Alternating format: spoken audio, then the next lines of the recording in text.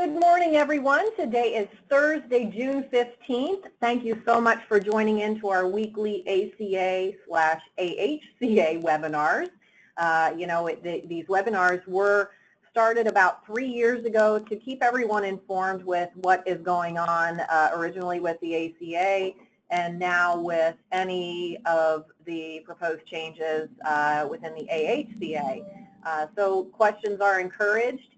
There are some new folks on the line today, so I want to make sure that you understand the format and obviously the availability to ask questions. If you are new to the format and want to ask a question, all you have to do is raise your hand icon on the control panel to the right of your screen, or you can type it into the question box and I'll answer that at the end of the webinar. Again, I encourage your questions. It helps all of us stay informed, and really that's what it's all about, is being a resource to your clients, because trust me, you stand out like a shiny penny when you become the resource for your clients, because there's much confusion out there. As a way of introduction, my name is Deb Wilkinson, and I'm the Vice President of the Health Plan Options Department here at URL. We are a full-service general agency, and you are our clients. Our agent partners are our clients, and we're constantly looking for insight into what your clients are needing in the field so that we can better serve you. So again, we want to hear from you, and we want to hear what you're hearing out there so we can better serve you. So let's get right to it. Just as a way of testing, if you can just click on your hand icon if you can see my screen and hear me okay, that would be helpful. Awesome, thank you so much. Also, just of note, there are handouts in the control panel. The one is for Capital Blue Cross's new plan, and the other is from CMS about the new enrollment, pre-enrollment verification. And on that note, we'll just get right into it with our segment on the new administration and what's going on with the AHCA. The CCIIO is implementing a new verification process for the special election periods, and Phase 1 will begin on Friday, next Friday. Phase 2 will begin in August. Phase 1 is very specifically loss of coverage. So if one of your clients is new to the marketplace and has a qualifying event because they've lost coverage, then the SBI is going to be opened. In fact, let me get to this next screen here and I can show you a handout. The client would enroll, and if an SBI a verification issue is noted, which it would be because it's a loss of coverage, the consumer selects the plan, but the enrollment is pending. They have a 30-day timer started to supply the documents that prove the loss of coverage. They can mail that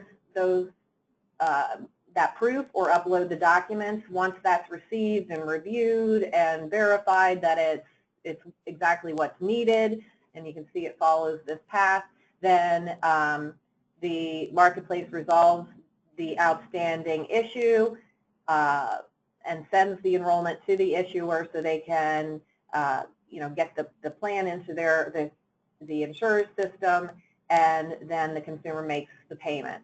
I think any of us that have worked with the FFM can just, it's going to be a nightmare, and I'm going to use that term quite a bit.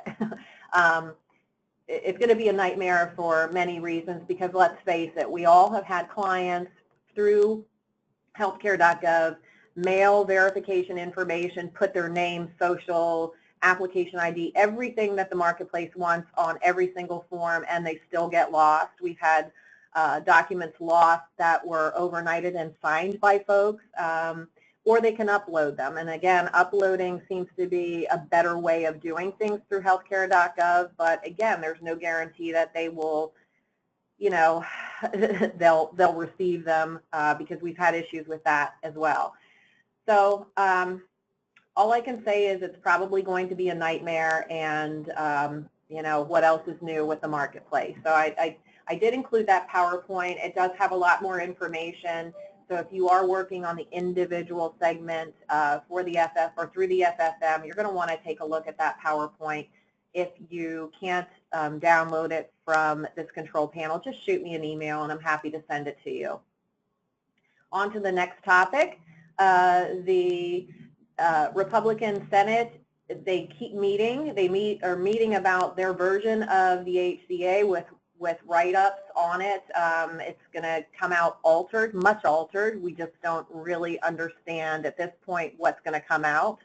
There's just a lot of conjecture at this point and speculation. But obviously their objective is, what they're saying is to fast-track the AHCA bill by the end of the summer. And of course, there's still discussion going on about canceling that August recess. So, you know, it could be interesting. We could get the AHCA release, and what comes from that, well, we're anxious to see. Another bill that was just introduced, or a proposal, was from, quite frankly, two Republican senators, Senator Collins and Cassidy. They're proposing an auto enrollment with the subsidies that, for the folks that qualify for subsidies, being sent directly to the insurance carriers. And you can see my statement, what a nightmare. You know, auto enrollment will not work.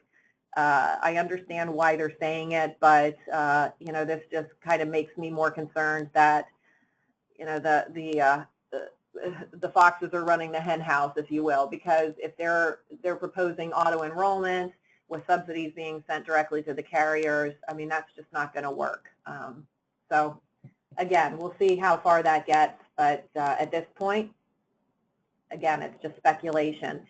This I thought was interesting, and there's a lot of talk about the AHCA being rated and what that's going to mean for leaving folks uninsured, or, you know, what it's going to do as far as reduction in the you know, our deficit.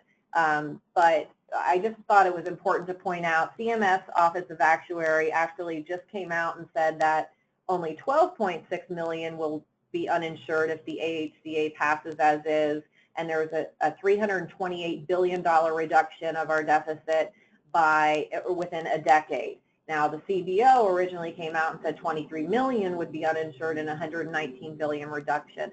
So again, you can see the dichotomy of, you know, these offices that should know, but you know, I suspect are politically driven. So again, there's a lot of figures being thrown out, and bottom line, when you're meeting across the table from one of your employer clients, or, you know, your husband, wife, family clients, that's not going to make a hill of beans of difference to them. Hopefully, we're going to have something that is affordable and an attractive plan for 2018. But again, that's yet to be determined. And that reminds me, I believe July 20th is when the rates will be out on the insurance department's website.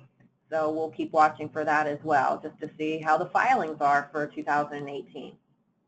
Last but not least, in this new administration segment, Democratic senators introduced a bill yesterday to make the cost share reductions a permanent part of the ACA. That was proposed by Tim Kaine, the Democrat from Virginia, former vice president nominee or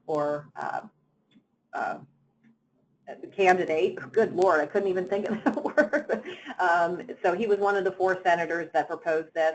This cost share reduction, if all of you have been following, is really, it seems to be kind of a cog in the wheel, if you will, for carriers to maybe estimate what their prices are going to be, because the uncertainty of whether they'll get these cost share reductions from the federal government or not really messes with their actuaries and their you know, forecast into what they can and cannot absorb to stay within the MLR as well. So again, could this be a good thing? Yeah, I guess it could provide some stability if the ACA stands. But again, that's, you know, that's just more resources, more taxes, and not really sustainable. So we'll see what happens, but I thought it was important to note. So let's move on to some important information for for in the industry itself, health insurance. Cap Blue Cross, the commissions for individual paid on the 5th. The Med Supps paid yesterday, so if you're on direct deposit, you should be able to check those statements and hopefully have resolution for some of those outstanding Med Supps payments. But I would advise you to just check them closely. Gone are the days when we can rely on an insurance carrier to give us accurate data. So please, please, please check those statements and let us know, let Brandy Coleman and her team know, if there are any anomalies or errors. Cap Blue Cross, they have a new Valley Advantage EPO. It is available for groups 7-1, so it's available now. You can quote it if they're in the Lehigh Valley area. And I also included that producer training webinar PowerPoint in your handouts as well, so you know a little bit more about the program itself. It is proposed to have about a 10% savings in premiums, and there are no referrals. It's not a gatekeeper system, so it could be very attractive to those folks within the Lehigh Valley. Speaking of groups, Starmark, don't forget about their new reference-based pricing model program. Those rates can be anywhere from 3 to 13% lower than the level premium plans with the networks. So again, it's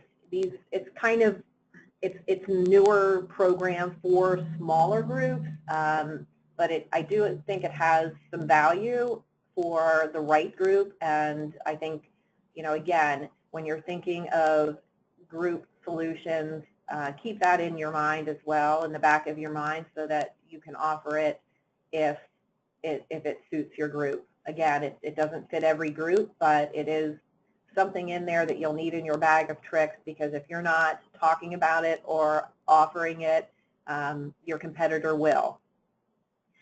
So speaking of competitors, if you are looking for a new general agency, I ask you to let us quote your groups. If you have questions about what we offer, what URL offers in general, I'd be happy to have a discussion with you. So please reach out to me if you have any questions or any idea that you may be wanting to transition to a new general agency, or maybe you've lost your current GA and transitioned through an acquisition. If that's the case, then and you're not happy about it, please give me a call. And talking to me costs nothing. So if you want to learn more about what we offer, please reach out to me. So that's really it. That brings us up to the open forum. Again, our webinar will meet back up here on next Thursday on the 22nd. So hopefully you can join us then as well. So let's see about these questions. Will the verification process, Michelle asks, if the verification process result in a later effective date? It could, Michelle. What they're saying in the PowerPoint is that they can retroactively make the effective date back to what they originally requested, but it really depends on when they apply, when they get their documents in. There's also really nothing in that PowerPoint about what happens if the insured enrolls and uploads that form right away. Do they even have the ability, or does this SVI have to be created before they can even upload forms? There's still a lot of information that's outstanding. I will try to have that information, as much information for you next week, since this first phase starts on Friday. So I will try to get some more information for you. Dave says, what is the smallest group that Starmark reference-based pricing applies to? It is 5. And Margie says, you refer to the marketplace with individual applications. If they do not qualify for a subsidy, brokers and members can still email or mail in their application, correct? Oh, absolutely. If your clients don't qualify for a subsidy, you don't even have to go to healthcare.gov. There is still the ability to go directly to the insured and not have a subsidy. So yeah, and now the insurance companies are going to also be asking for verification, but that's going to be much easier to get there, because you can get it to us or you can get it directly to the insurance company, and they don't seem to lose things as quickly. That's it. That's all of our questions that we have today. I As always, thank you all for joining in. I appreciate your faithfulness in joining in every weekend or every week, and would appreciate you bringing your questions so we can all just be better at our job, which is being a resource for our clients. So again, I thank you for joining in. I appreciate the time you took today, and I wish you all a great balance of the week and a wonderful weekend. Thanks. Bye-bye.